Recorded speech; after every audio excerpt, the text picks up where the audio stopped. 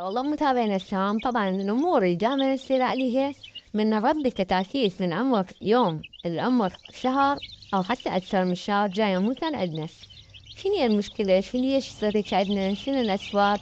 أخوان من أهم الأسباب أولا عدم الاهتمام بالنظافة، نظافة المكان، نظافة الفرشة، نوعية الفرشة أقصد اللي تكون جواها، مثلا تكون عمود زنيج أو نشارة الخشب تكون معقمة، والأفضل السبوس اللي هي قشور الأرز وقشور كمة. والأفضل إن هي تكون الأرضية شبك، يعني من تنزل أوساخ تنزل على الشبك بحيث ما تظل يمهن أي أوساخ. بنفس الوقت الاهتمام بالمعالق، الاهتمام بالمشارب، وبنفس الوقت الاهتمام بالعلف مالتهن، ما نعطيهن أي علف، نعطيهن العلف يكون من مصدر موثوق وعلف بالمحتويات الغذائية اللي تناسبهن، فيتامينات بروتينات مكملات إلى آخره. بنفس الوقت نعطيهن الفيتامينات الأمور المكملات، لا المكملات الغذائية اللي هي مولتي فيتامين وغيرها من الأمور تنباع عند الأطباء البيطريين مختصة للدواجن. طبعا الكتاكيت نعطيهن جرعة أقل، هي طبعا تكون مكتوبة.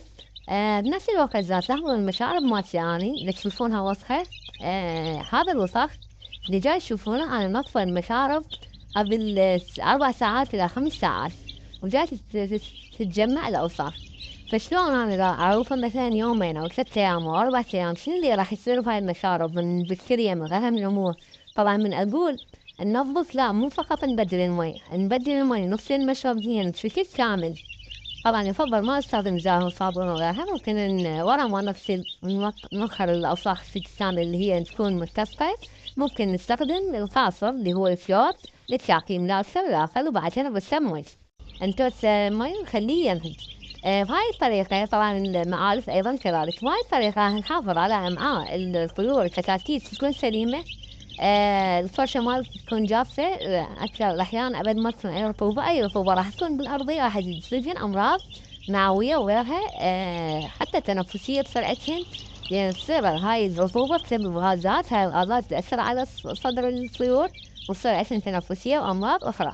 فتجنب هاي الأمور إن شاء الله راح تصير عندك طيورك الكتاكيت، كتاكيت الدجاج بصحة زينة، بنشاط، حيوية، بدون أي أمراض، ونفس الوقت مناعة قوية.